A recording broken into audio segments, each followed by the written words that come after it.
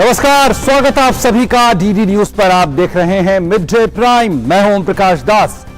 अगले घंटे में हम बात करेंगे देश भर की तमाम बड़ी खबरों की, बताएंगे दुनिया भर में कौन कौन सी खबरों पर है सबकी नजर, क्या चल रहा है खेल और अर्थ जगत की दुनिया में, और कुछ झलकियां फिल्म कला और संस्कृति के क्षेत्र से भी।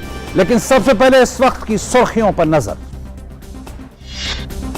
गुजरात में विधानसभा चुनाव के पहले चरण में कल सौराष्ट्र, कच्छ और दक्षिण गुजरात की 89 सीटों के लिए होगा मतदान। 788 उम्मीदवारों के राजनीतिक भाग्य का होगा फैसला। निर्वाचन आयोग ने स्वतंत्र और निष्पक्ष मतदान के लिए किए सभी आवश्यक प्रबंध। गुजरात में दूसरे चरण के लिए चुनाव प्रचार हुआ तेज। भाजपा के राष्ट्रीय अध्यक्ष जेपी नड्डा और वरिष्ठ नेता अमित शाह राज्य में कर रहे हैं चुनाव प्रचार। कांग्रेस और आम आदमी पार्टी के नेता भी प्रचार में झोंक रहे हैं पूरी ताकत। दिल्ली नगर निगम चुनाव का प्रचार अभियान जोरों पर। भाजपा के वरिष्ठ नेता जगह जगह निकालेंगे विजय संकल्प रोड शो। आम आदमी पार्टी और कांग्रेस नेता भी कर रहे हैं प्रचार।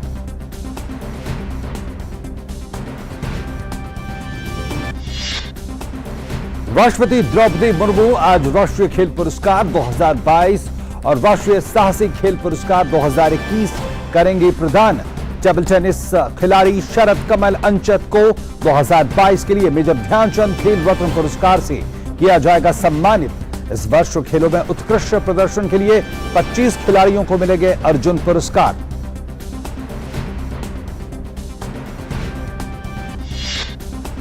अमेरिका ने की यूक्रेन को अति आवश्यक बिजली ग्रिड उपकरणों की खरीद के लिए $53 बिलियन की सहायता देने की घोषणा। नई सहायता रूस के हमलों से प्रभावित स्थानीय नगर पालिकाओं को बिजली व्यवस्था बहाल करने के लिए घोषित की गई $55 मिलियन की मदद के है अतिरिक्त।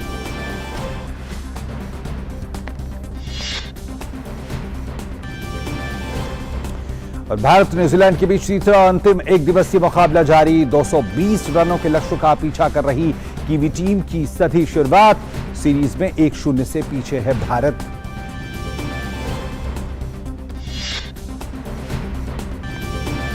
और फीफा विश्व कप में गत विजेता फ्रांस का सामना होगा ट्यूनीशिया से। वहीं ऑस्ट्रेलिया और डेनमार्क होंगे आमने सामने।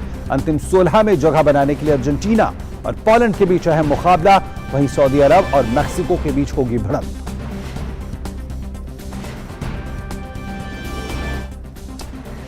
ये थी खास खबरें। अब नजर डालते इस वक्त की बड़ी खबर पर।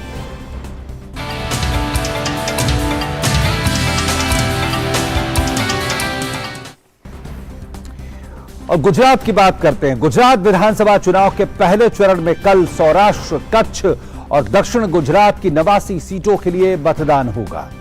2,39,00,000 से अधिक मतदाता 788 उम्मीदवारों के राजनीतिक भाग्य का फैसला करेंगे। निर्वाचन आयोग ने स्वतंत्र और निष्पक्ष मतदान के लिए सभी आवश्यक प्रबंध कर लिए हैं।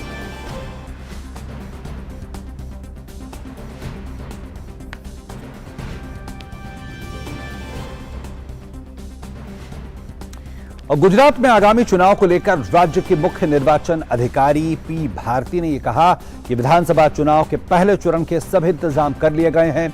उन्होंने बताया कि राज्य में 1 दिसंबर को 19 जिलों में मतदान होगा, जिसके लिए मतदान कर्मियों को प्रशिक्षण दिया जा चुका है।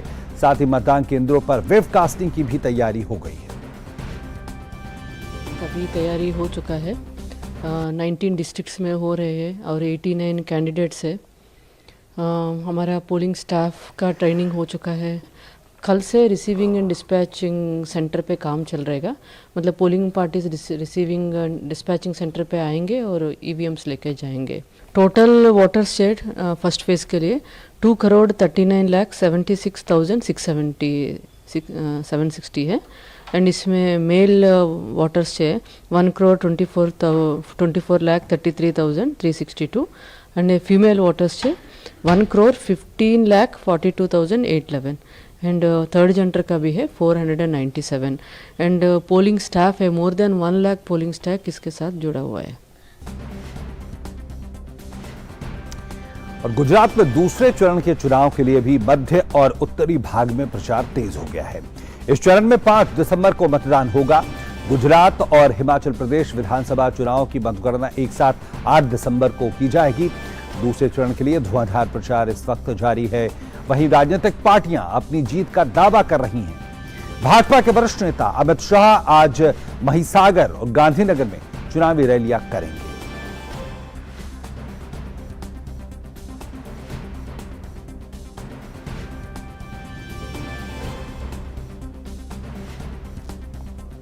तो अब पहले चरण के बाद दूसरे चरण के लिए भी गहमागहमी तेज हो गई है और देखा जाए तो तमाम राजनीतिक दल अपनी पूरी ताकत झोंक रहे हैं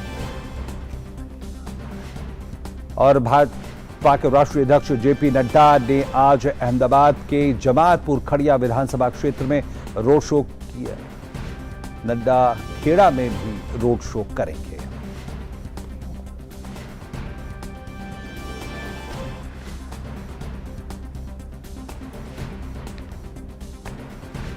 वहीं कांग्रेस और आम आदमी पार्टी समेत विभिन्न पार्टियों के नेता भी पूरे दमखम के साथ राज्य में चुनाव प्रचार कर रहे हैं। कांग्रेस नेता शक्ति सिंह गोहिल भी सावली विधानसभा में जनसभा को संबोधित करेंगे। वहीं आम आदमी पार्टी भी चुनावी मैदान में पूरा पसीना बहा रही है। आपके बड़े नेता भी जनता को लुभाने के लिए रोड शो कर रहे हैं।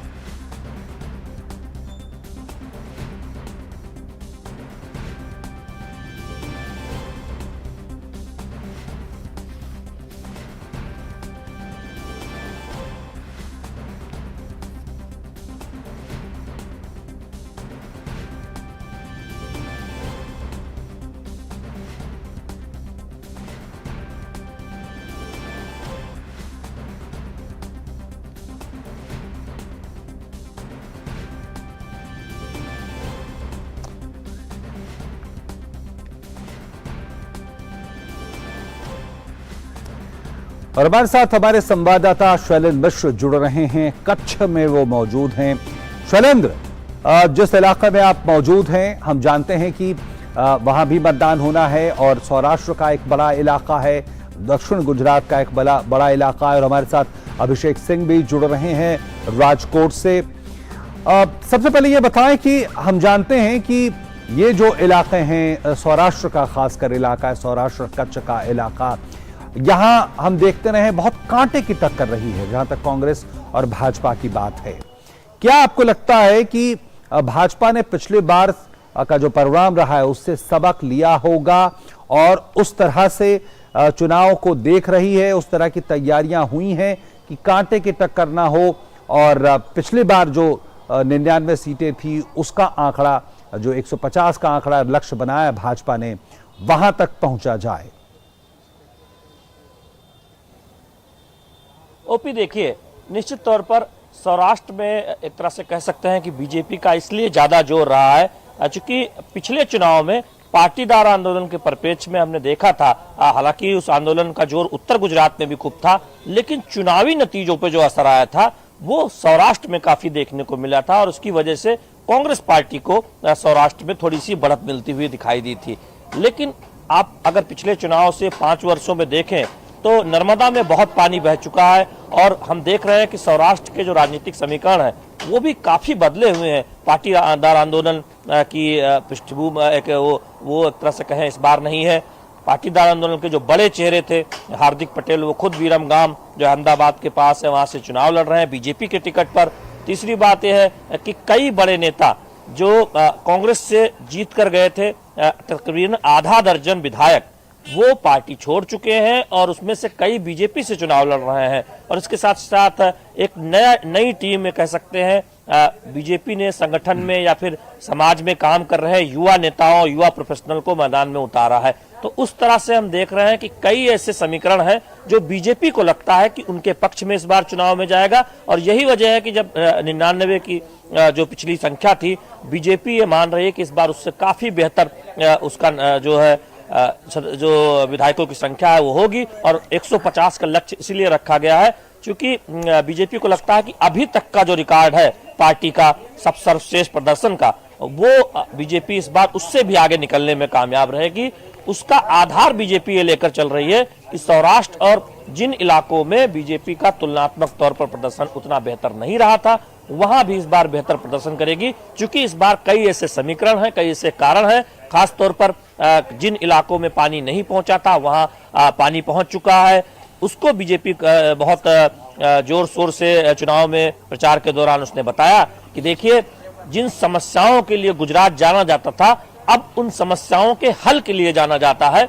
नर्मदा का पानी जिस तरह से पहुंचा है, स्टैच्यू ऑफ यूनिटी उसके आसपास जो अभूतपूर्व विकास हुआ है, जिससे स्थानीय लोगों को फायदा हुआ है, तो बीजेपी को लगता है कि जिन समूहों ने पिछली बार तुलनात्मक तौर पर कम मतदान बीजेपी के समर्थन में किया था, वो भी इस बार बीजेपी के साथ होगा। तो ऐसे में पार्टी को एक बड़ी सफलता मिलेगी, ये बीजेपी को लगता है। तो निश्चित तौर पर देखना होगा कि क्या नतीजे रहते हैं जब आएंगे सौराष्ट्र और दक्षिण गुजरात और कच्छ जो इलाका है, वो पिछली बार भी बीजेपी ने 6 में से 4 सीट जीती थी और एक सीट पर उपचुनाव के बाद बीजेपी उस सीट को भी अपने पाले में करने में कामयाब रही थी। तो कच्छ में पिछली बार भी बीजेपी का प्रदर्शन काफी बढ़िया रहा था। राजकोट से हमारे साथ अभिषेक सिंह जुड़े हुए हैं। अभिषेक, हम जानते हैं जो शहरी इलाकों में एक तरह से भाजपा मजबूत रही है, और हम ये भी जानते हैं कि पिछली बार जो शहरी इलाकों में सीटें थी उसमें कांग्रेस ने बढ़ोतरी की थी। आपको लगता है इस बार तस्वीर वही रहने वाली है, या भाजपा ने इस बिंदु को भी, इस मुद्दे पर भी काम किया है?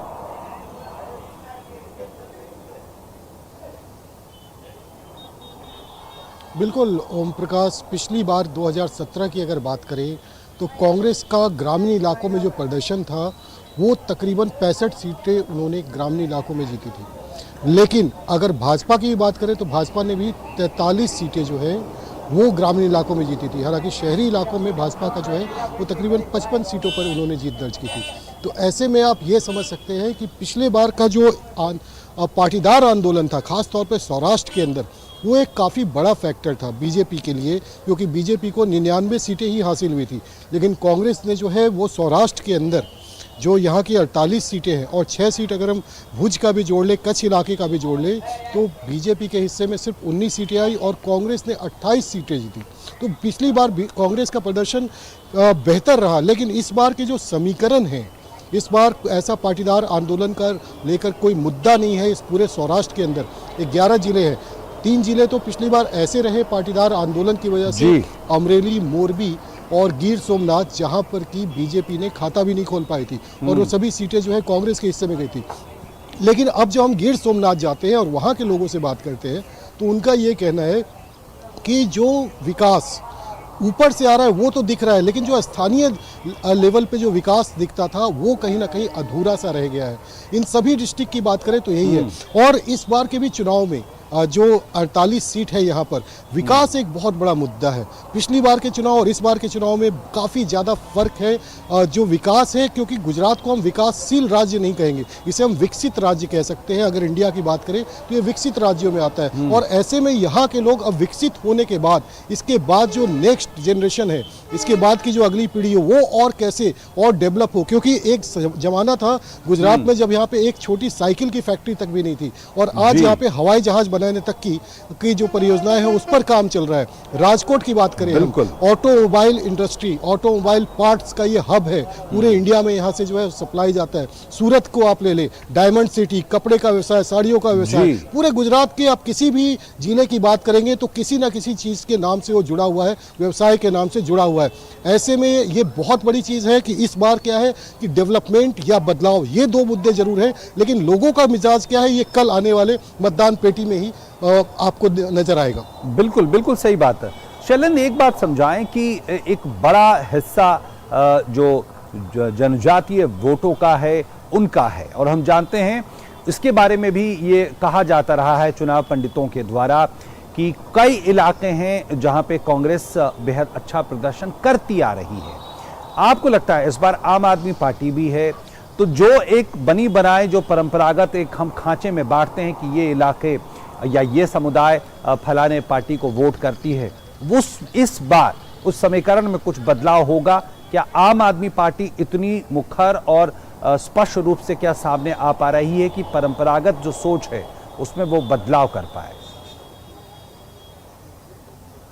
कि देखिए ओपी दास, चुनाव प्रचार के दौरान तो ऐसा नहीं दिखता। आम आदमी पार्टी ने चुनाव के ऐलान से पहले जो कोशिश की थी उसमें एक तरह से प्रयास था कि वो एक विकल्प के तौर पर गुजरात में कांग्रेस के विकल्प के तौर पर पेश करे जनता को, बताया कि आम आदमी पार्टी की एक धमाकेदार एंट्री गुजरात में हुई है।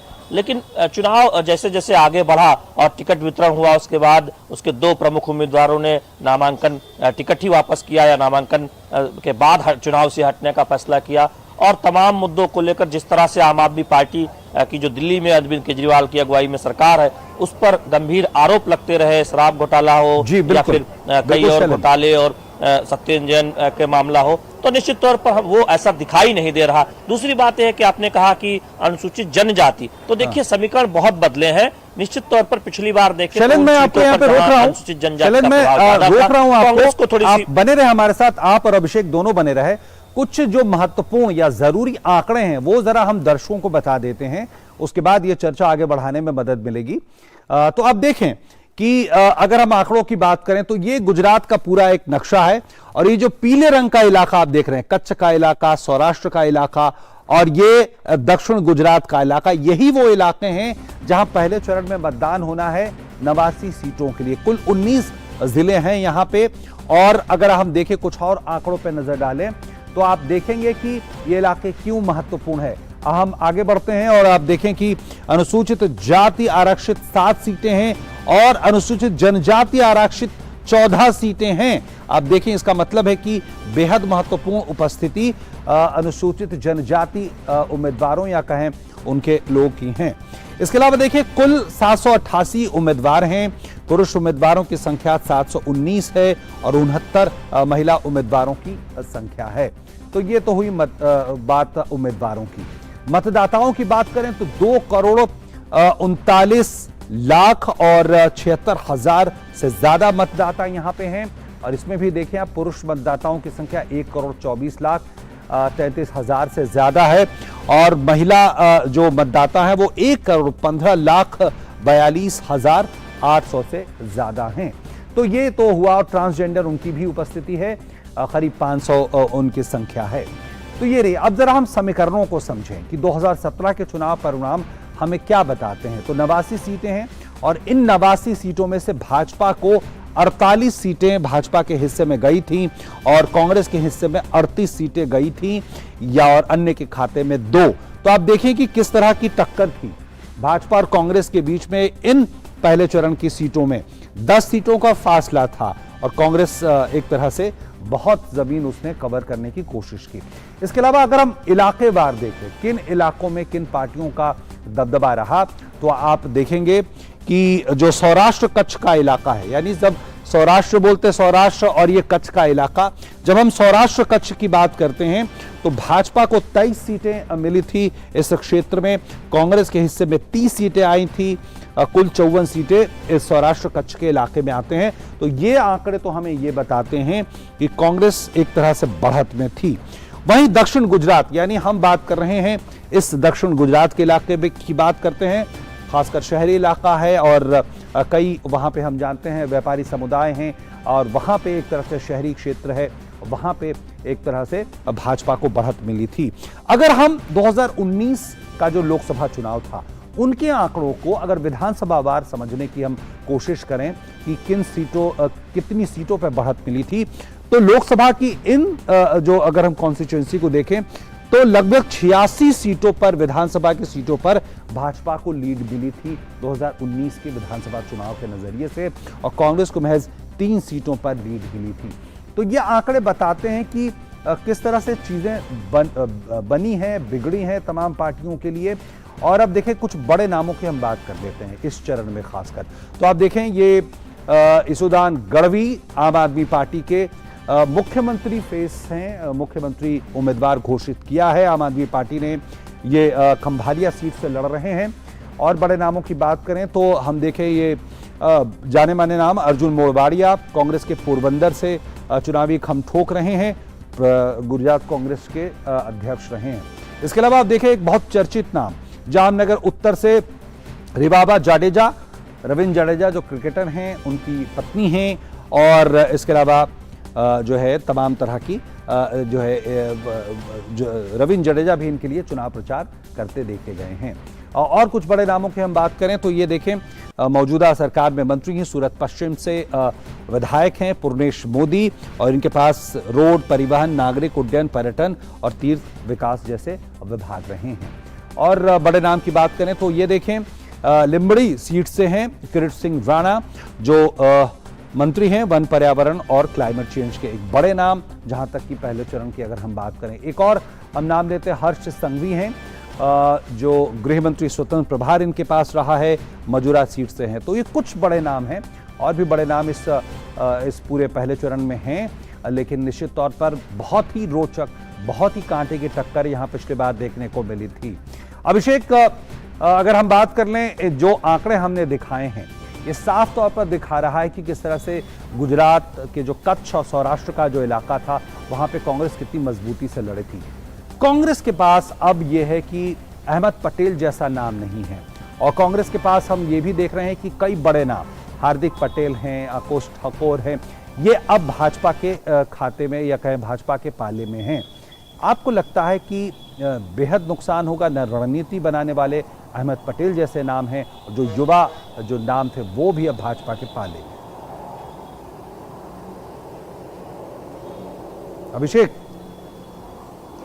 बिल्कुल ओम प्रकाश, देखिए अहमद पटेल के ना होने का, बिल्कुल अहमद पटेल के ना होने का जो नुकसान कांग्रेस को यहाँ पर साफ तौर पर देख सकते हैं आप, क्योंकि कांग्रेस ने 40 स्टार प्रचारकों की तो यहाँ पर सूची डाली, और तमाम जो बड़े नेता हैं कांग्रेस के वो भी यहाँ पे मैदान में नजर आए। लेकिन जो विपक्ष है, चाहे आम आदमी पार्टी कहे या फिर जो परंपरागत तौर पे अगर हम गुजरात की बात करें तो कांग्रेस और बीजेपी के बीच से हमेशा फाइट रहा। 1985 में कांग्रेस ने 149 सीट जरूर जीता था, और इस बार भाजपा जैसा दावा कर रही है कि वो 150 सीट जीतेगी।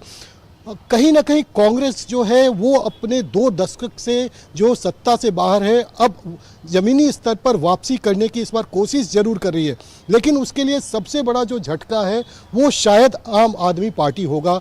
ऐसा लोगों का यहाँ मानना है कि आम आदमी पार्टी और कांग्रेस के बीच जो है मतदाताओं का जो है वो बंटवारा काफ़ी ज़्यादा देखने को मिल सकता है इस चुनाव में। ओम प्रकाश, खास तौर पर जो जुबानी जंग है या जमीन पे चुनाव प्रचार के अंदर भी हमने देखा कि आम आदमी पार्टी कांग्रेस को सिरे से खारिज कर रही है कि कांग्रेस को वोट देना मतलब कि भाजपा को वोट देना है। वहीं कांग्रेस कह रही है कि कांग्रेस का ने यहाँ पर कई वर्षों तक, कई दशकों तक कांग्रेस ने यहाँ पर डेवलपमेंट किया, भले वो 2 दशक से बाहर है, और उनका मुख्य मुकाबला परंपरागत तौर पर भाजपा से है, न कि आम आदमी पार्टी से। उनका कांग्रेस ये भी आरोप लगा रही है कि आम आदमी पार्टी जो है दिल्ली में फेल है, पंजाब में वहां पर उनकी सरकार जरूर बन गई, लेकिन उनका जो मॉडल है वो सिर्फ दिखावा है।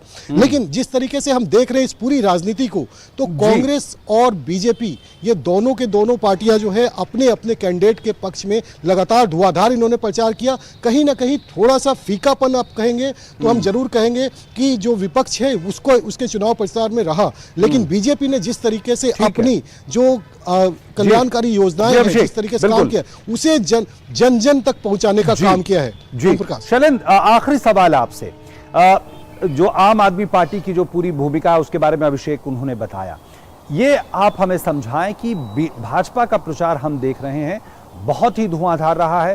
प्रधानमंत्री ने बहुत ज्यादा समय दिया है, 2-2, 3-3 दिन तक वो गुजरात में रहे, और हम जानते हैं प्रधानमंत्री जब जनता से संवाद करते हैं तो चीजें बदल जाती हैं। कितनी बदली ये चीजें, आज हम क्या समझें इसको? देखिए कितनी हद तक बदली है ये तो नतीजे बताएंगे, लेकिन एक उदाहरण जरूर बताऊंगा आपको। पिछली बार के चुनाव में सूरत और उसके आसपास से कहा जा रहा था कि बहुत कड़ी टक्कर है और बीजेपी के लिए काफी चुनौतियां हैं, लेकिन प्रधानमंत्री नरेंद्र मोदी का एक बड़ा रोड शो पिछली बार हुआ सूरत में, और ठीक चुनाव में मतदान से पहले, प्रचार खत्म होने से पहले प्रधानमंत्री नरेंद्र मोदी पहुंचे, और जिस तरह से उनकी वहां की जनसभा और रोड शो ने पूरे माहौल को बदला, और जब नतीजे आए तब हमने देखा कि सूरत बहुत महत्वपूर्ण, सूरत और उसके आसपास का इलाका बीजेपी के लिए साबित हुआ, और एक जो घाटा हुआ था सौराष्ट्र के कुछ इलाकों में उसकी भरपाई न केवल हुई बल्कि उससे भी आगे ये कह सकते हैं कि सूरत के आसपास की सीटों ने वो भरपाई कर दी बीजेपी के लिए। तो निश्चित है। तौर पर प्रधानमंत्री नरेंद्र मोदी सबसे बड़े स्टार प्रचारक है पूरे देश में बीजेपी के लिए, और गुजरात से वो आते हैं, गुजरात के मुख्यमंत्री रहे हैं, यहाँ पर हर जगह उनकी छाप दिखाई देती है। और बीजेपी की रणनीति के केंद्र बिंदु के साथ साथ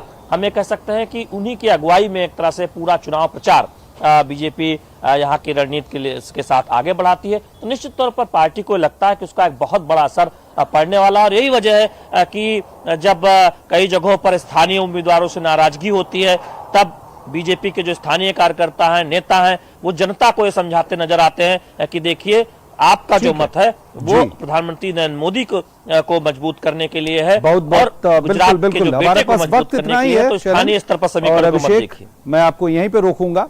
बहुत बहुत धन्यवाद हमारे साथ जुड़ने के लिए और तमाम विश्लेषण और जानकारियों के लिए। रक्षा मंत्री और भाजपा के वरिष्ठ नेता राजनाथ सिंह ने अहमदाबाद में एक प्रेस वार्ता के दौरान पीएम मोदी के नेतृत्व में किए गए सुधारों की प्रशंसा की।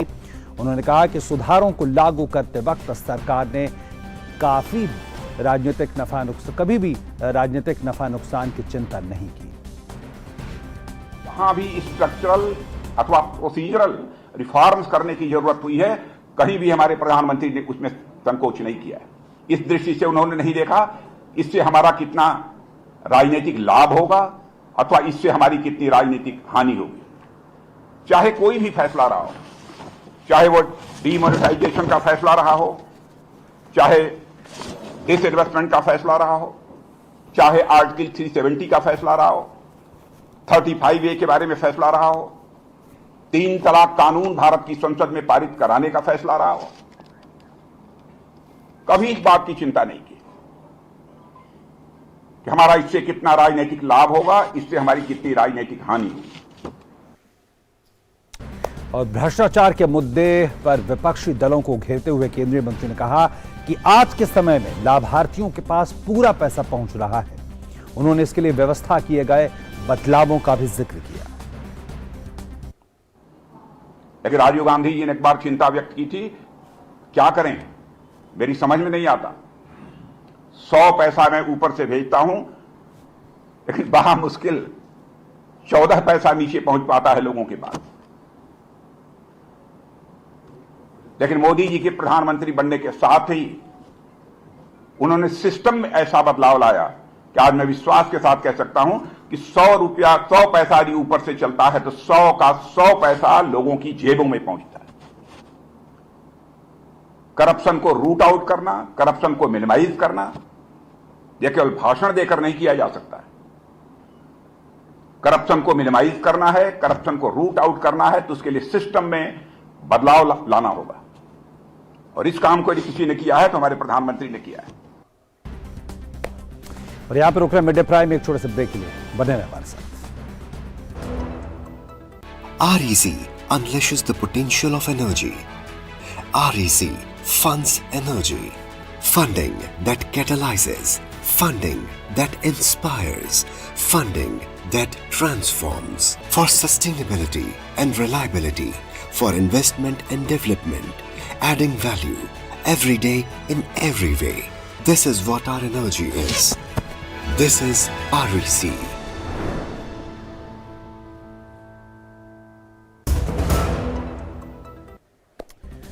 और अब बात करते हैं दिल्ली नगर निगम चुनावों की। तो दिल्ली नगर निगम के 250 वार्डों के लिए 4 दिसंबर को मतदान होगा। वहीं वोटों की गिनती 7 दिसंबर को की जाएगी।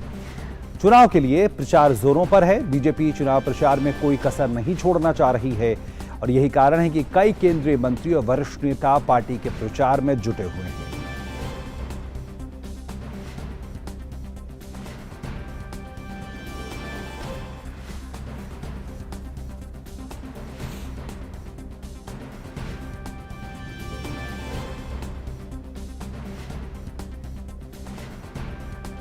और भाजपा के 14 वरिष्ठ नेता आज दिल्ली के अलग अलग इलाकों में विजय संकल्प रोड शो करेंगे और इसके साथ ही पार्टी ने बीजेपी शासित राज्यों के मुख्यमंत्रियों को भी विधानसभा के क्षेत्र में विजय संकल्प रोड शो की जिम्मेदारी सौंपी है। पार्टी ने विजय संकल्प रोड शो में जिन नेताओं की जिम्मेदारी दी है उनमें केंद्रीय मंत्री नितिन गडकरी और मीनाक्षी लेखी मालवीय नगर विधानसभा में रोड शो करेंगे। वहीं केंद्रीय मंत्री पीयूष गोयल और सांसद डॉक्टर हर्षवर्धन सदर बाजार विधानसभा में पार्टी के प्रचार के लिए रोड शो करेंगे। वहीं राजौरी गार्डन विधानसभा में विजय संकल्प रोड शो में केंद्रीय मंत्री अनुराग सिंह ठाकुर नजर आएंगे, तो केंद्रीय मंत्री ज्योतिरादित्य सिंधिया रोहताश नगर विधानसभा में रोड शो करेंगे। दिल्ली नगर निगम चुनाव का सियासी पारा चढ़ते ही अपनी अपनी तरफ से पार्टियां वोटरों को लुभाने की कोशिश कर रही हैं। आम आदमी पार्टी नगर निगम चुनाव के लिए डोर टू डोर कैंपेन के तहत जनसंपर्क कर रही हैं, तो वहीं कांग्रेस भी मतदाताओं को रिझाने के लिए एड़ी चोटी का जोर लगा रही है। और भाजपा ने आज फिर आम आदमी पार्टी पर निशाना साधा। केंद्रीय मंत्री हरदीप सिंह पुरी ने कई पार्टी सांसदों की मौजूदगी में प्रेस वार्ता को संबोधित करते हुए कहा कि गरीबों को पक्का घर देने का काम प्रधानमंत्री मोदी के कारण ही मुमकिन हो पाया है। हरदीप सिंह पुरी ने कहा कि दिल्ली में ग्रुप हाउसिंग सोसाइटी और डीडीए कॉलोनी में भी रीडेवलपमेंट करेंगे। दिल्ली के हर व्यक्ति को घर मिलेगा, सभी झुग्गी झोपड़ी वालों को मकान मिलेगा, मिडिल क्लास वाले को अतिरिक्त FAR का लाभ मिलेगा। पीएम उदय जो रेगुलराइजेशन ऑफ अनऑथराइज्ड कॉलोनीज है, इसमें करीब हमारे 50 लाख नागरिकों को बेनिफिट मिलेगा। 2 करोड़ की पॉपुलेशन में से 1 करोड़ 35 लाख दिल्ली के नागरिक इन रीडेवलपमेंट से बेनिफिट करेंगे। और एमसीडी चुनावों पर हमारे साथ हमारे सहयोगी मुकेश शुक्ला जुड़ गए हैं हमारे साथ। मुकेश, सबसे पहले यही कि बहुत देखा जाए तो आज गहमा गहमी वाला दिन है। हम जानते हैं एमसीडी के चुनाव बड़े स्थानीय स्तर के होते हैं, स्थानीय स्तर के मुद्दे होते हैं, लेकिन जिस तरह का चुनाव प्रचार की पूरा ग्राफ जा रहा है वो अलग ही कहानी कहता है। क्यों है ये कहानी, क्या ये बताता है एमसीडी चुनाव के बारे में? बिल्कुल ओम प्रकाश, जो ये कहानी है ये अपने आप में अनसुलझी सी लगती है, क्योंकि सभी अपने अपनी जीत के दावे कर रहे हैं। भारतीय जनता पार्टी अपने 15 साल के कामों को लेकर के जनता के बीच में है, वहीं आम आदमी पार्टी एक मौका मांगती है। कांग्रेस जिस तरह से नदारद है, मात्र 5 से 7 सीटों पर ही उनका जोर चलता दिखाई दे रहा है। ऐसे में कई सीटों में ओवैसी ने दस्तक दे करके इस गहमा गहमी को और भी रोमांचक बना दिया है। उनके 15 सीटों पर कैंडिडेट उतरेंगे तो किसको इसका फायदा होगा, नुकसान होगा, ये समीकरण देखना दिलचस्प होगा। लेकिन आपको ये बता दूं कि इन तमाम रैलियों में जिस तरह से आज बीजेपी एक बार फिर से विजय रोड शो करेगी और तमाम प्रत्याशियों के साथ वो निकलेगी, 11 शीर्ष नेता एक बार फिर से मैदान में होंगे, वहीं कई सांसद होंगे जो मुकाबले में प्रत्याशियों के साथ उतरेंगे। इन सभी रैलियों का मकसद, रोड शो का मतलब, डोर टू डोर कैंपेन का मतलब साफ है कि यह बताना केंद्र सरकार ने किस तरह से देश में काम किया, किस तरह से कश्मीर के लिए काम किया, किस तरह से शांति बहाल करने के लिए उन्होंने कोशिश करी। और कल अनुराग सिंह ठाकुर ने अपनी कई जनसभाओं में इस बात का सीधा सीधा संकेत दिया कि पार्टी जो करती है, जो सोचती है वो करके दिखाती है। जो धाराएं उन्होंने हटाई जम्मू कश्मीर से वो सभी के सामने है। साथ ही साथ लाल चौक पर जिस तरह से तिरंगा यात्रा के बाद वहां पर भी गली गली में तिरंगा देखने को मिला, ये कहीं ना कहीं संकेत दिखाता है कि वो कितने पॉजिटिव स्टेट ऑफ माइंड से आ रखे हैं। पब्लिक को ये बताना चाहते हैं कि वो किसी जुमले में ना फंसे, किसी गोलमोल वायदों में ना फंस जाए, जिस तरह से पहले केजरीवाल सरकार ने दिल्ली सरकार पे काबिज होने के वक्त में किया था। वहीं अरविंद केजरीवाल ने एक टीवी चैनल्स को इंटरव्यू में कहा कि वो 230 सीटें जीत सकते हैं, यहाँ पर वो 230 की दावेदारी ठोक रहे हैं, तो उनका एक अलग ही मनोबल ऊंचा दिखाई देता है। लेकिन कितना साफ होगा ये सब 4 तारीख को जब वोट कास्ट किए जाएंगे उस दिन पता लगेगा कि वोटर किसके पक्ष में है। मुकेश, हम जानते हैं भाजपा कई चुनावों में डबल इंजन की बात करती है कि केंद्र में भी, राज्य में भी, और जनता उस पर अपनी सकारात्मक प्रतिक्रिया भी देती रही है, ये चुनाव परिणाम बताते हैं। जिस तरह से आम आदमी पार्टी कह रही है कि अब एमसीडी में भी केजरीवाल, आपको लगता है उसी नारे को एक तरह से आम आदमी पार्टी भुनाने की कोशिश कर रही है, उसी रणनीति पे काम कर रही है? बिल्कुल सही कहा ओम प्रकाश, इसी रणनीति के तहत वो डोर टू डोर कैंपेन कर रही है और हर जगह अपील कर रही है कि एक मौका दीजिए। एमसीडी के निगम में आने की जो उनकी संभावनाएं हैं वो कहीं ना कहीं तलाश करती दिखाई दे रही है। लेकिन जो डबल इंजन की सरकार है, जैसे केंद्र और राज्य का तालमेल है, इसका सीधा सीधा फायदा आप देखिए नॉर्थ ईस्ट में चले जाइए, आपको सीधे इसका फायदा दिखता है। रोड से लेकर के वहां पर किस तरह से ट्रांसपोर्टेशन में फायदा हुआ, रेल की जो वहां पर गतिविधियां हैं वो तेज हुई, वहां पर कई सारे स्टेशन बने। आप जो भी राज्य और केंद्र, यूपी में आप देखिए कितना शानदार तरीके से काम हुआ, गुजरात में आप देखिए पूरा बदला हुआ स्वरूप दिखाई देता है। गुजरात को अगर पहले आप जाकर के देखेंगे 2000 के वक्त में और आज का गुजरात आपको अलग दिखाई देता है। इसी तर्ज पे वो चाहती है कि एमसीडी में जो काम रह गए हैं उनको वो करके दिखाएंगे। हरदीप पुरी ने बताया कि पीएम उदय योजना से कितना फायदा होगा, गरीबों को अभी हाल ही में कालिका जी में फ्लैट्स बना करके दिए गए और ऐसे फ्लैट्स तमाम कई शहरों में बने। इससे पहले गुजरात में हमने जाकर के देखा, वहां पर भी जो गरीबों को आवास मिले वो उससे बहुत खुश थे, क्योंकि उनकी कीमतें अगर आम तौर पर देखी जाए तो ज्यादा है, लेकिन उनको बहुत ही कम कीमतों में या यूं कहें कि बिल्कुल न्यूनतम दर पर वो आवास मिले जो उनके लिए सपने के सच होने जैसा है। इन्हीं तमाम चीजों को लेकर के एमसीडी में भी ये नेता डोर टू डोर प्रचार कर रहे हैं और ये बताने की कोशिश कर रहे हैं कि भारतीय जनता पार्टी ने क्या किया और वो क्या कर सकती है। बिल्कुल मुकेश, बहुत बहुत धन्यवाद इन तमाम जानकारियों और विश्लेषण के लिए भी। और राष्ट्रपति द्रौपदी मुर्मू खेल के क्षेत्र में सर्वश्रेष्ठ प्रदर्शन करने वाले खिलाड़ियों को आज राष्ट्रपति भवन में एक विशेष समारोह में प्रतिष्ठित राष्ट्रीय खेल पुरस्कार प्रदान करेंगे। इस साल मेजर ध्यानचंद खेल रत्न पुरस्कार 2022 के लिए भारतीय टेबल टेनिस खिलाड़ी शरथ कमल अंचिता को चुना गया है।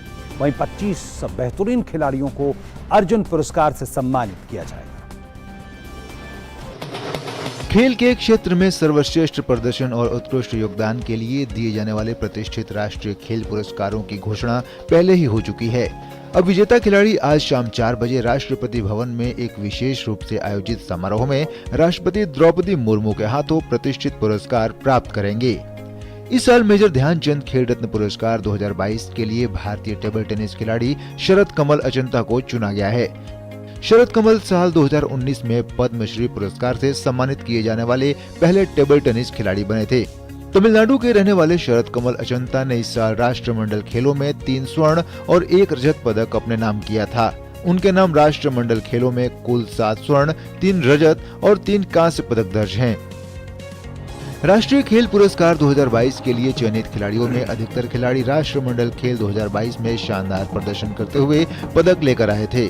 इस साल देश के 25 बेहतरीन खिलाड़ियों को अर्जुन अवार्ड से सम्मानित किया जाएगा। इन खिलाड़ियों में बैडमिंटन के युवा स्टार लक्ष्य सेन, एचएस प्रणय, महिला मुक्केबाज निखत जरीन, शतरंज खिलाड़ी आर प्रज्ञानंदा, दीप ग्रेस इक्का और पहलवान अंशु मलिक शामिल हैं। इस बार 4 कोच द्रोणाचार्य अवार्ड से सम्मानित होंगे। वहीं 4 खिलाड़ियों को Dhyan Chand award for lifetime achievement पुरस्कार से सम्मानित किया जाएगा। राष्ट्रीय खेल पुरस्कार खेल जगत में उत्कृष्टता को पहचानने और पुरस्कृत करने के लिए खिलाड़ियों और कोच को केंद्र सरकार की ओर से हर साल प्रदान किए जाते हैं। केंद्रीय खेल मंत्रालय ने साल 2022 के लिए राष्ट्रीय खेल पुरस्कारों की घोषणा 14 नवंबर को की थी, जो आज राष्ट्रपति द्रौपदी मुर्मू द्वारा खिलाड़ियों को प्रदान किए जाएंगे। Sports desk, DD news. आपको सीधे ले चलेंगे गुजरात, जहां महिसागर में गृह मंत्री अमित शाह चुनावी रैली को संबोधित कर रहे हैं।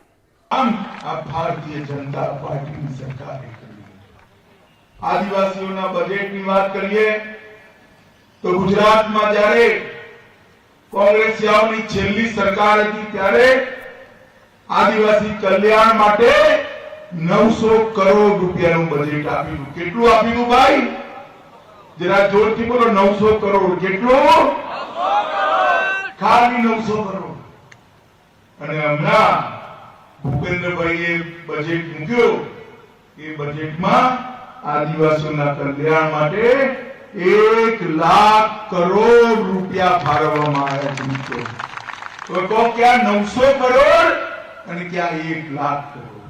આ કોંગ્રેસિયા મહીસાગરમાં આવે ને તો પૂછજો એમને કે ભાઈ અત્યાર સુધી તમે કેમ આ બજેટ ના ભર્યું? મિત્રો, નરેન્દ્રભાઈ જ્યારે મુખ્યમંત્રી હતા ત્યારે ગુજરાત સરકારે સમગ્ર દેશમાં પહેલીવાર 2003-4 માં આદિવાસીઓની જેટલી વસ્તી હોય એટલા રૂપિયા આદિવાસીઓ માટે બજેટમાં મૂકવાના ચાલુ કર્યા. ને એમાંથી एक 10 सूत्रीय वन बंधु कल्याण योजना चालू करी।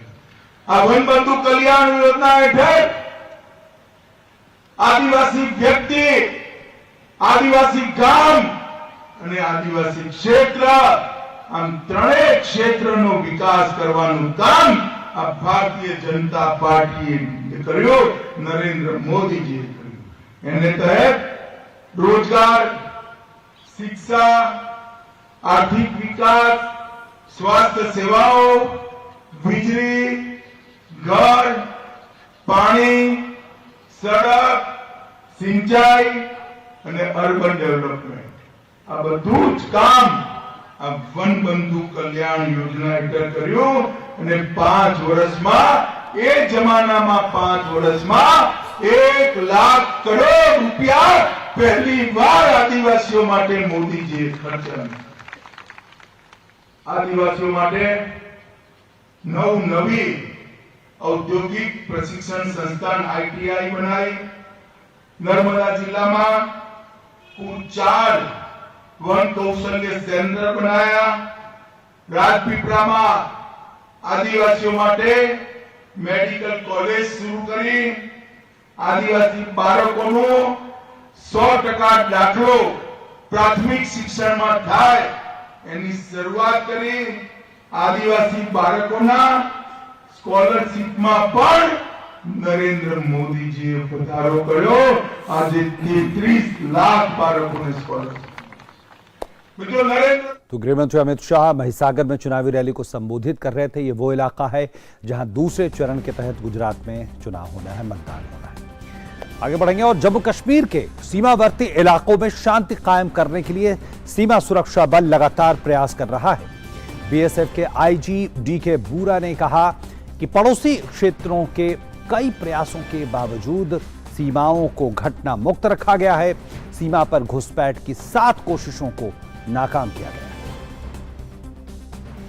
पूरे 1 साल में मुझे ये बहुत संतोष के साथ मैं कह रहा हूं कि बीएसएफ कर्मियों ने बहुत अच्छा काम किया है। बॉर्डर को लगभग इंसिडेंट फ्री रखा है। हालांकि बहुत प्रेशर और बहुत सीमा पार से कार्रवाई करने की कोशिशें की गई हैं, वो आप सबको ज्ञात है। लेकिन बीएसएफ के जो कुशल कार्मिक बॉर्डर पर तैनात हैं, अधिकारी बॉर्डर पर तैनात हैं तथा यहाँ हेडक्वार्टर्स में जो सुपरवाइजरी ऑफिसर्स हैं, सभी के योगदान के कारण हम बॉर्डर को बिल्कुल सुरक्षित रखने में कामयाब हो पाए हैं। बात काशी बनारस की। वाराणसी में काशी तमिल संगमम सफलतापूर्वक जारी है और इसी क्रम में काशी पहुंचे तमिलनाडु के उद्यमियों के समूह का काशी व्यापार मंडल के सदस्यों ने पुष्प वर्षा कर और अंग वस्त्रम प्रदान कर स्वागत किया।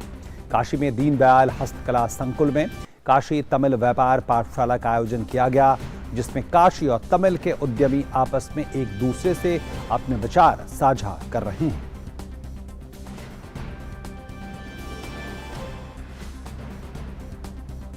आज हम लोगों ने यहाँ पर जो हमारे तमिल के व्यापारी बंधु आए हैं, उनके साथ काशी के जो व्यापारी हैं एक समागम परिचर्चा रखी है, जिससे दक्षिण और उत्तर, क्योंकि वहाँ भी बहुत पोटेंशियल है और काशी अपने आप में पोटेंशियल है, दोनों जगह आज हम लोग ये डिस्कस करेंगे कि कैसे व्यापार को बढ़ाया जाए, कैसे आपस के संबंधों को और सुदृढ़ और मजबूत किया जाए।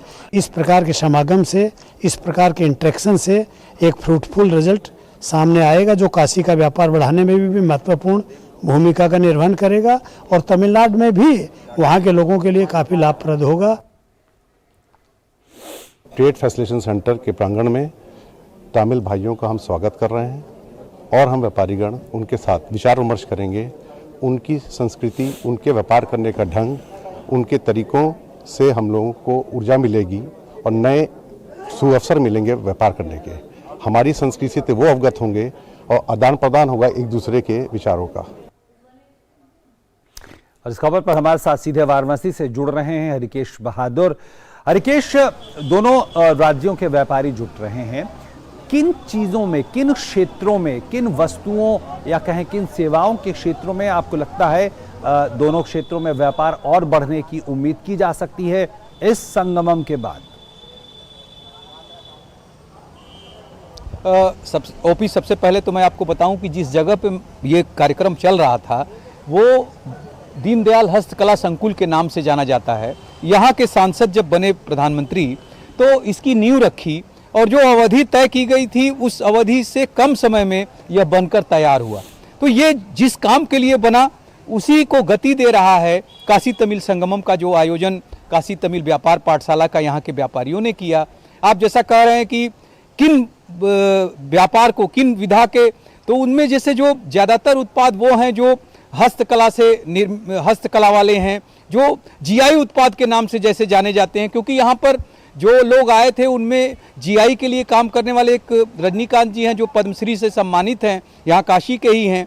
इसके अलावा विनीता मोहन जी, वहाँ से एस गुरुमूर्ति जी जो तमिल भाषी आए थे मुख्य अतिथि, उन लोगों ने भी जो बात कही उसमें संस्कृति को जोड़ते हुए, कला को जोड़ते हुए जो भी व्यापार हमारे हैं, जैसे यहाँ पे बनारसी साड़ी है, कांजीवरम साड़ी का जिक्र हुआ, खाद्य के जो उत्पाद हैं वहाँ पे जो तमिलनाडु के हैं और यहाँ पे जो भी बनते हैं, जैसे गुलाबी मीनाकारी है यहाँ का, तो वहाँ से जो चीज़ें यहाँ पे जो लकड़ी के खिलौने हैं उनका भी जिक्र हुआ। तो जो लोकल लेवल पे जो चीज़ें बनती हैं, जो जीआई में जिनको मान्यता मिल गई है उसके लिए, और चूंकि इस तरह के रोजगार से जो यहाँ के लोग हैं जो छोटे छोटे उद्योग लगा के काम करते हैं उन लोगों को भी एक बड़े बाजार की उम्मीद है। इसके अलावा बार बार कलाम साहब का जिक्र किया जो तमिलनाडु से आए हुए मुख्य उद्यमी थे जो स्टेज पे बोल रहे थे डायस पर, उन लोगों ने बार बार कलाम साहब की जो चीज़ें थी उनके बारे में जिक्र किया। और जैसे यहाँ के लोग प्रधानमंत्री से प्रेरित हैं उसी तरह कलाम साहब का जिक्र करके तमिलनाडु के लोगों ने बताया कि किस तरह से ये जो महापुरुष लोग हैं जो हमारे पूर्व राष्ट्रपति थे कलाम साहब, जिन्होंने एक रास्ता दिखाया था कि किस तरह से व्यापार को भी गति मिलती है जब इस तरह के जो नेता होते हैं लीड करते हैं और समाज को रास्ता दिखाते हैं। क्योंकि ये सोच काशी तमिल संगमम की यहाँ के सांसद देश की प्रधानमंत्री की है, तो वो यहाँ के व्यापारी भी इसको समझ रहे हैं और ये महसूस कर रहे हैं कि किस तरह से प्रधानमंत्री। बिल्कुल बिल्कुल, बहुत बहुत धन्यवाद हरिकेश इन तमाम जानकारियों को हमारे दर्शकों तक पहुंचाने के लिए। और आगे बढ़ेंगे और देश में प्रजनन के दौरान महिला मृत्यु दर के आंकड़ों में कमी आई है। आंकड़ों के अनुसार प्रजनन के दौरान होने वाली मौतों में काफी गिरावट आई है। साल 2014-16 में प्रति लाख बच्चों की जन्म पर 130 माताओं की मौत की तुलना में अब 2018-20 की अवधि में 97 माताओं की मृत्यु प्रति लाख हुई है। केंद्रीय स्वास्थ्य मंत्री मनसुख मांडविया ने देश के MMR में सुधार को नरेंद्र मोदी सरकार की विभिन्न स्वास्थ्य पहलों का नतीजा बताया।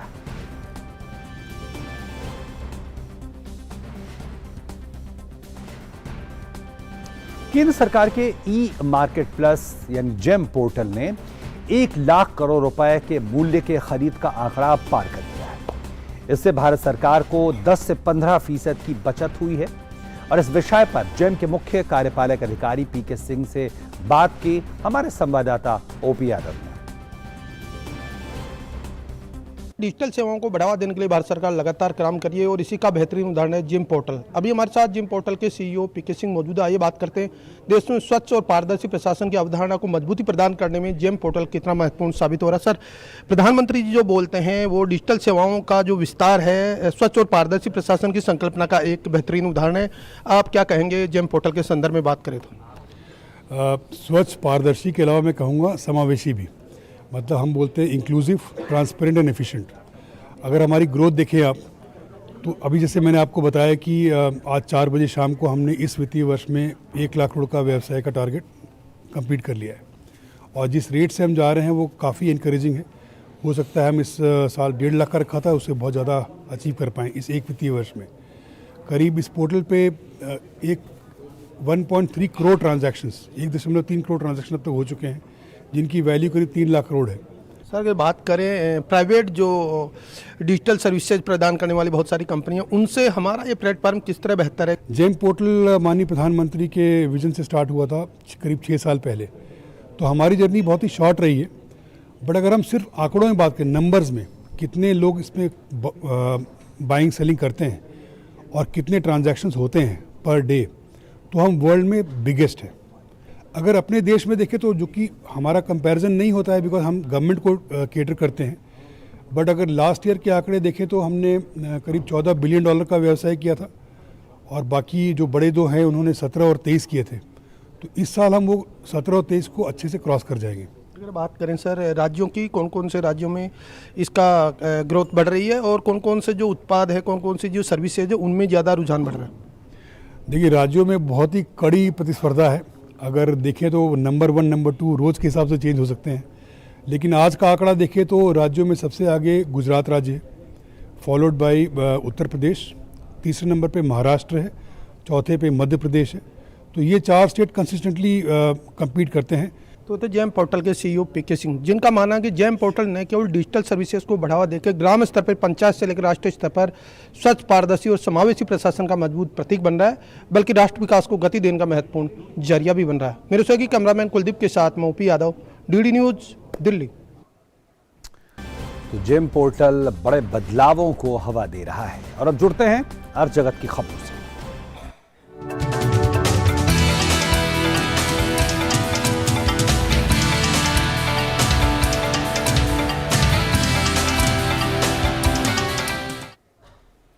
रिजर्व बैंक ऑफ इंडिया की डिजिटल मुद्रा यानी डिजिटल रुपया से लेन देन करने वालों के लिए खुशखबरी है।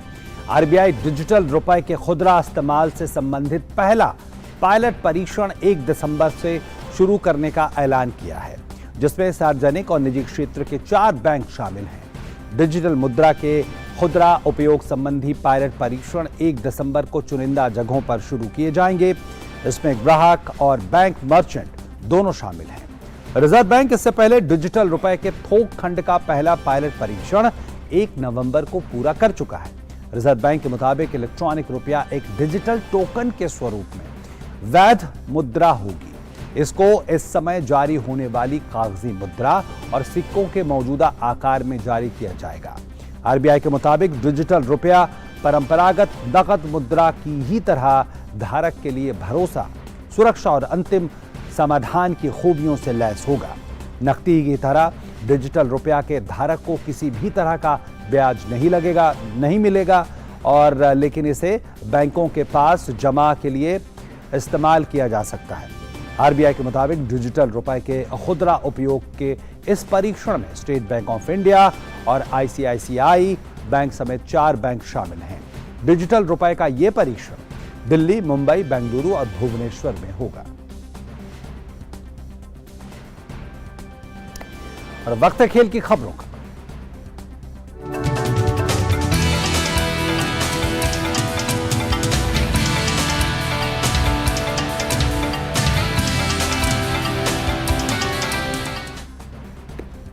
और खेल की खबरों के साथ हमारी सहयोगी सुचित्रा अब हमारे साथ हैं। सुचित्रा, आपके पास। सबसे पहले शुरुआत करते हैं क्रिकेट के साथ। भारत और न्यूजीलैंड के बीच खेली जा रही वनडे सीरीज का तीसरा और निर्णायक मैच आज क्राइस्ट चर्च में खेला जा रहा है। भारत द्वारा दिए गए 220 रन के लक्ष्य का पीछा करते हुए न्यूजीलैंड ने ताज़ा समाचार मिलने तक 18 ओवर में 1 विकेट के नुकसान पर 104 रन बना लिए हैं। फिलहाल मैच बारिश के कारण रुका हुआ है। न्यूजीलैंड की ओर से फिन एलन और डेवोन कॉनवे ने पहले विकेट के लिए 97 रन जोड़े। एलन को आउट कर उमरान मलिक ने इस साझेदारी को तोड़ा। फिलहाल डेवोन कॉनवे 38 रन बनाकर और केन विलियमसन 0 पर नाबाद है। इससे पहले न्यूजीलैंड ने टॉस जीतकर पहले गेंदबाजी का फैसला किया। भारतीय टीम 47.3 ओवर में 219 रन बनाकर आउट हो गई। टीम के लिए वॉशिंगटन सुंदर ने सर्वाधिक 51 रन बनाए, वहीं श्रेयस अय्यर ने 49 रन की पारी खेली। न्यूजीलैंड की ओर से एडम मिलने और डैरिल मिचेल ने 3-3 विकेट चटकाए। भारतीय टीम सीरीज में 1-0 से पीछे है। इस मैच का सीधा प्रसारण डीडी स्पोर्ट्स पर भी देखा जा सकता है। और अब बात करते हैं फीफा विश्व कप की।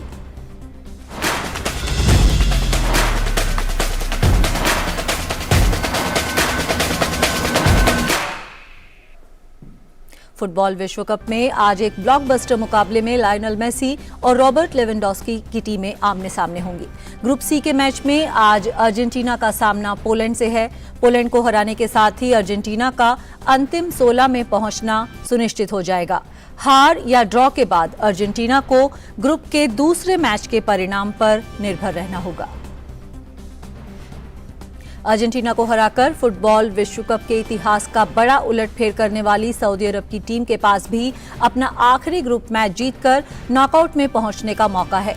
सऊदी अरब की टीम अपना दूसरा मुकाबला पोलैंड से हार गई थी। सऊदी अरब के पास 2 मैच के बाद 3 अंक हैं। अगर ये टीम अपना आखिरी मैच जीत जाती है तो नॉकआउट में पहुंच जाएगी। अंतिम 16 में जगह बना चुकी फ्रांस की टीम आज फीफा विश्व कप में ग्रुप डी के मैच में ट्यूनीशिया के खिलाफ उतरेगी। फ्रांस की टीम अपनी जीत की लय को बरकरार रखने के लिए ट्यूनीशिया को हल्के में नहीं लेना चाहेगी और ग्रुप में शीर्ष पर रहते हुए अगले दौर में जाना चाहेगी।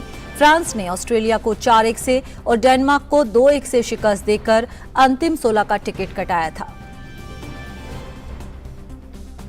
एक अन्य मुकाबले में ऑस्ट्रेलिया की टीम डेनमार्क के खिलाफ मुकाबले में जीत हासिल कर अंतिम 16 में अपनी जगह पक्की करना चाहेगी। ऑस्ट्रेलिया को फ्रांस के खिलाफ हार का सामना करना पड़ा था, लेकिन ट्यूनीशिया के खिलाफ टीम ने जीत हासिल की थी। डेनमार्क को भी फ्रांस ने हराया था, लेकिन बाद में इस टीम ने ट्यूनीशिया के खिलाफ ड्रॉ खेला। डेनमार्क भी ऑस्ट्रेलिया को हराकर नॉकआउट में जगह बनाने की कोशिश करेगी।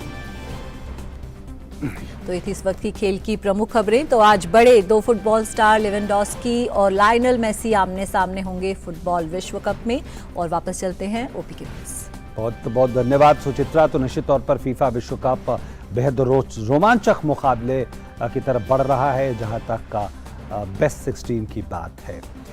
और अब कुछ फिल्मों की बात करते हैं। भारतीय अंतर्राष्ट्रीय फिल्म फेस्टिवल के ज्यूरी हेड नदाव लापिड ने कश्मीरी पंडितों के नरसंहार को सबके सामने उजागर करने वाली फिल्म को भद्दी और प्रोपेगेंडा का पर आधारित फिल्म बताकर एक नई बहस को जन्म दे दिया है। उनके बयान को लेकर कश्मीरी पंडितों ने ज्यूरी हेड नदाव लापिड की निंदा की और प्रदर्शन किया है।